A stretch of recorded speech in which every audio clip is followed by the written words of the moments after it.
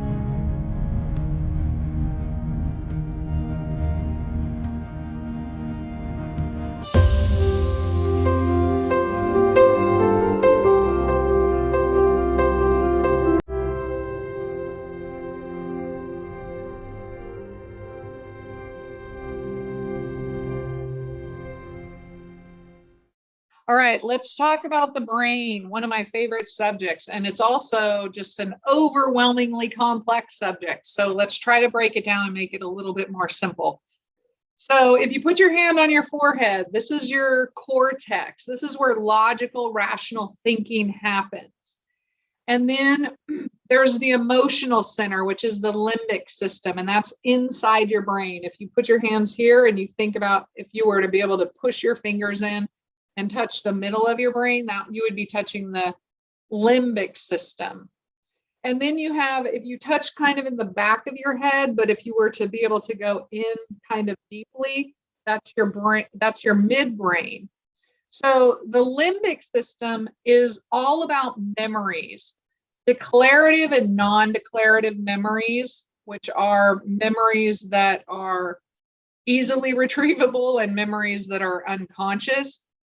There's also emotions that are housed in the limbic system, and fight, flight, freeze, and fawn. We'll talk about that in a little bit. In the midbrain, it regulates our physiological functions, such as our vision, our hearing, our sleep, and our alertness. You know, when you pop out of bed and you're like, huh, what was that?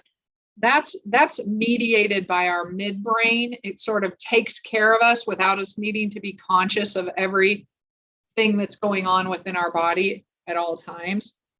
And then there's our brain stem, and the brain stem regulates all of our bodily functions that help keep us alive. Like it regulates our breathing, it regulates our heart rate, our blood pressure. Think about it. We don't have to be consciously thinking, oh, take a breath. Take another breath. We can just do that automatically thanks to our brain stem. All right. So in the stress response system, which we're going to come to as we move through this class, one of the things that's important to recognize that the more stress that's in our environment weakens the amount of activity in the front part of our brain, or our cortex, the rational thinking part of our brain, and it increases the strength of our limbic system, midbrain, and brainstem, and that's what gets activated. Remember in a class previously where we looked at the amygdala getting activated, and it brings our brain online, but really what's happening is we're having a big response to, okay, what do I need to do to survive? So that's sort of the how the brain interacts with stress. Now, I also want to be really clear that these sections of the brain don't happen or work in isolation. They're still integrated. They still communicate with each other at all times during our life. So it's not like, oh, I'm just using my cortex right now. No, we're constantly using all 4 parts of our brain or segments. I love this picture of this cat because it's going, it's mad. This is a stress response. So the greater the perceived threat, it can be real or imagined, the more primitive or reactive the response. So think about it. If you feel like something's coming at you, the higher the level that threat is, the more likely you are to respond at your lowest level. You're likely to respond at your lowest level. Fight, flight, freeze, or fawn. You're either going to attack or respond in a fighting way. Flight, you're going to run away. You're going to freeze because there's nowhere to go and you can't get away. Or you're going to fawn, which means actually go into your predator and try to align with them in some way in order for them to, quote unquote, not harm you, or not to become part of their threat rather than escape their threat. So that's our stress response system. And when I say response, that's exactly what I mean.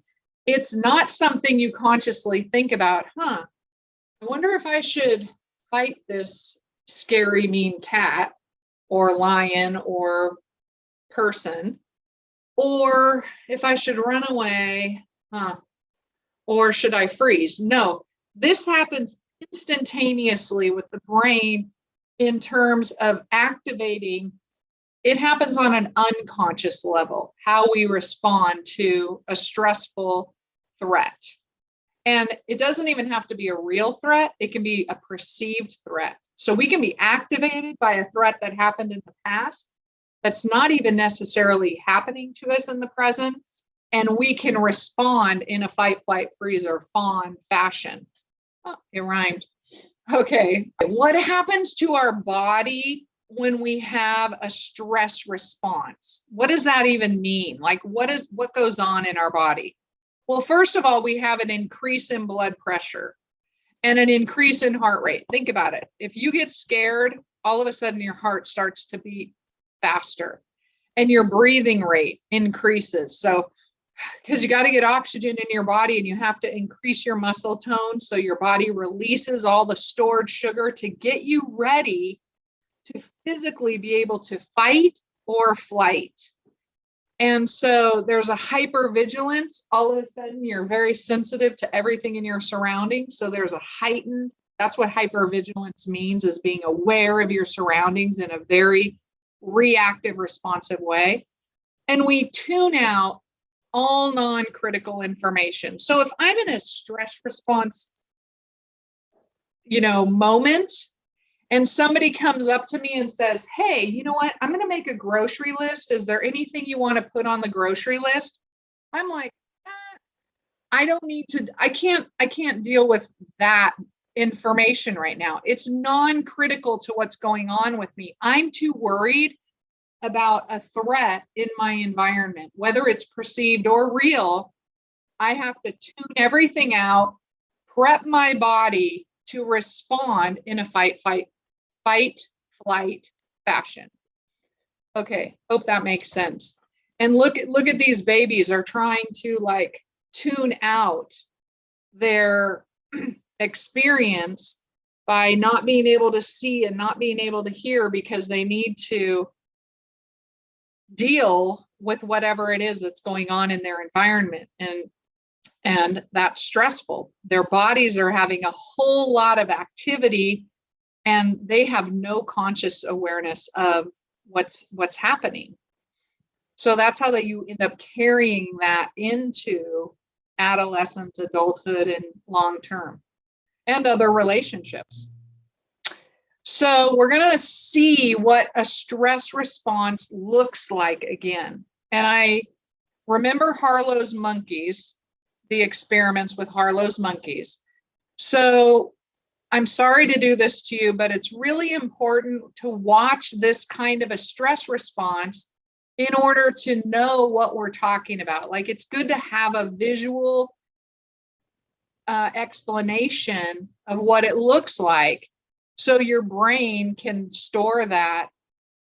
And when you have a stress response, you go, oh yeah, that monkey, that was a stress response. That's how the body works in order to learn new information. So we're going to watch this video. Remember, there's a warning. The video may trigger intense physiological or psychological distress for some. It definitely does for me. Viewer discretion is advised because it's not easy to watch this baby monkey have such a stressful experience. So let's examine the stress response in the same video that we watched before. Okay, let's watch it.